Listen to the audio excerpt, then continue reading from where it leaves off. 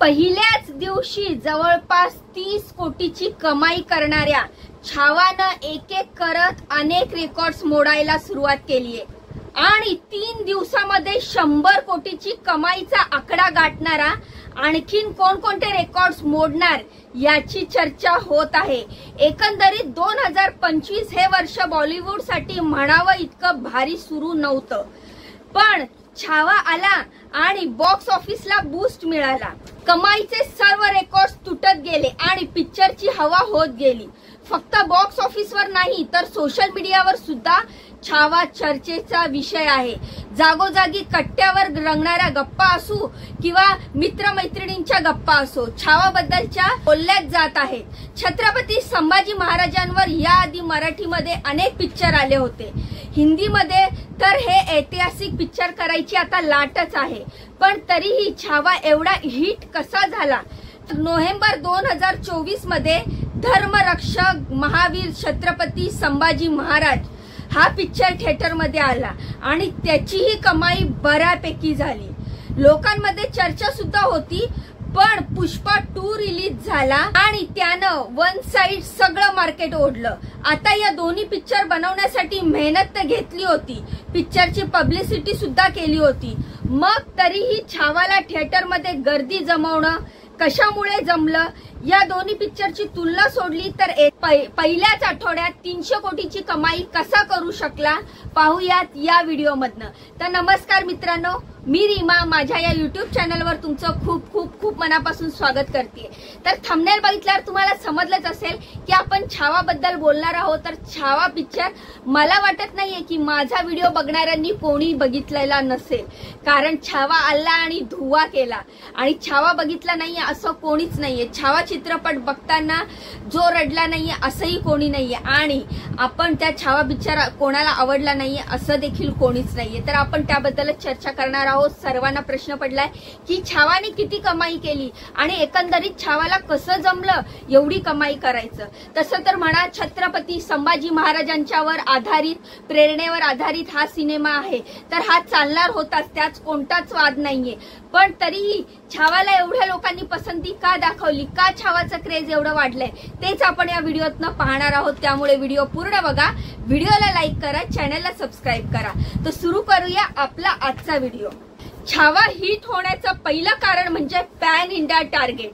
छत्रपती संभाजी महाराजांच्या आयुष्यावर पिक्चर आले, सिरियल सुद्धा आली। काही पिक्चर मराठी असल्याने पॅन इंडिया हिट होण्यात कमी पडले, तर काही पिक्चरची पब्लिसिटी म्हणावी तशी झालेली नाही।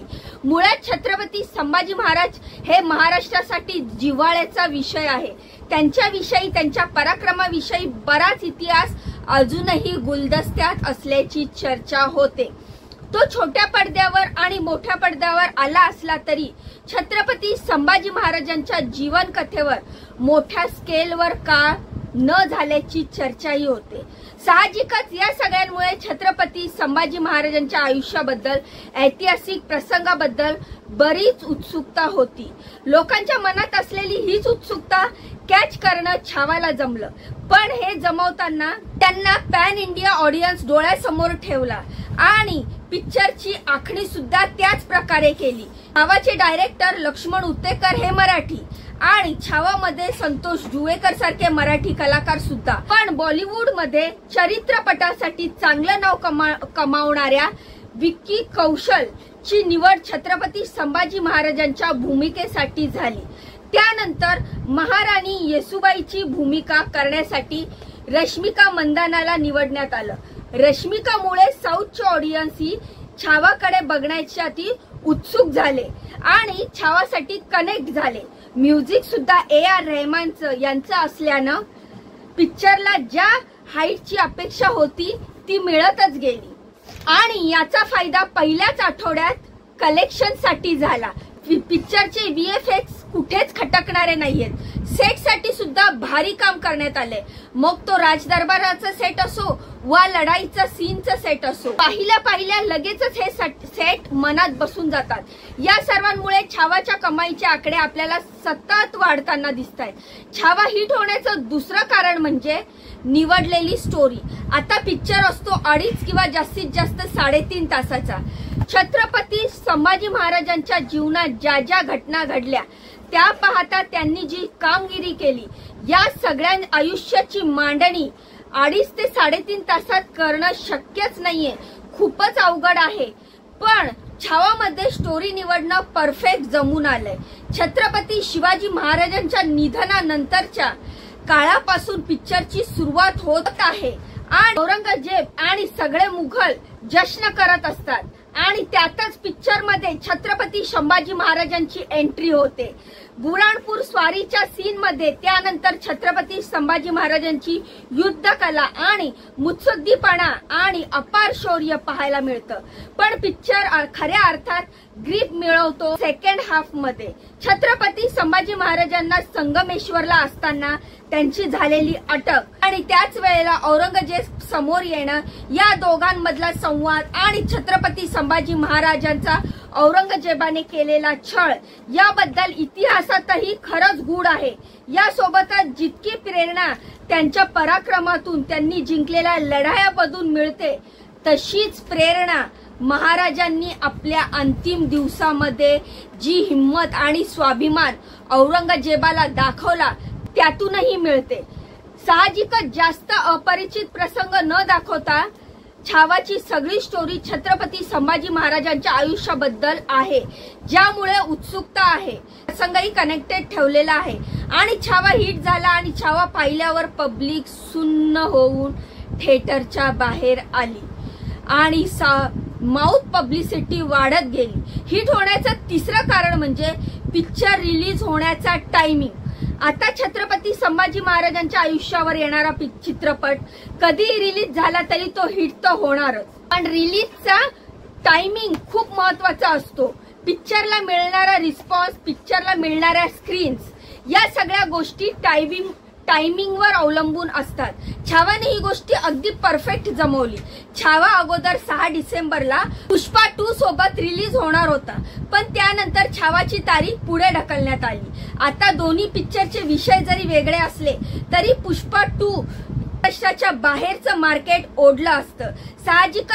साहजिकच महाराष्ट्रात सुद्धा छावाला आता ज्या संख्येने स्क्रीन्स मिळतायत त्याची संख्या थोड्या प्रमाणात कमी होऊ शकली असती आणि महाराष्ट्राच्या बाहेर पिक्चरच्या बिझनेसवर थोडासा फरक पडला असता। फक्त पुष्पाचंच नाही तर छावा अशा वेळी रिलीज झाला जेव्हा बॉलिवूडचा एकही पिक्चर स्पर्धेत नव्हता किंवा चर्चेतही नव्हता। पहाटे 3 वाजेपर्यंत सुद्धा छावाचे शोज थिएटरमध्ये चालू होते। आणखीन एक महत्वाची गोष्ट म्हणजे छावा शिवजयंतीच्या आठवड्यात रिलीज झाला।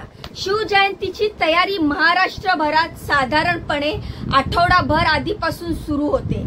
ही तयारी वातावरण निर्मिती करण्यात सुद्धा महत्वाची असते। अनेकांनी शिवजयंती निमित्ताने छावाचे शो आयोजित केले आणि छावानं महाराष्ट्रातच नाही तर भारतातच नाही तर भारताच्या बाहेर देखील चांगला बिझनेस केलाय।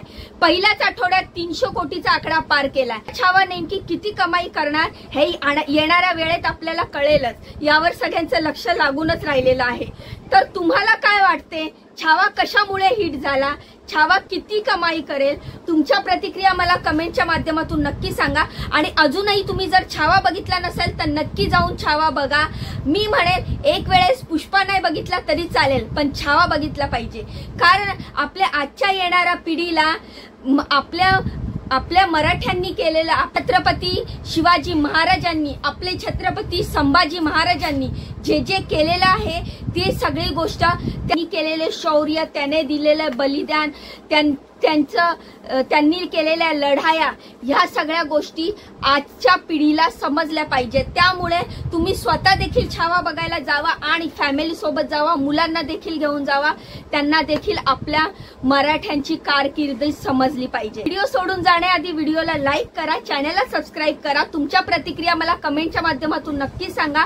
व्हिडिओबद्दल जर काय म्हणणे असेल तर मला नक्की कळवा। तर भेटूया पुढच्या व्हिडिओमध्ये, तोपर्यंत स्वतःची काळजी घ्या। बाय आणि नमस्कार।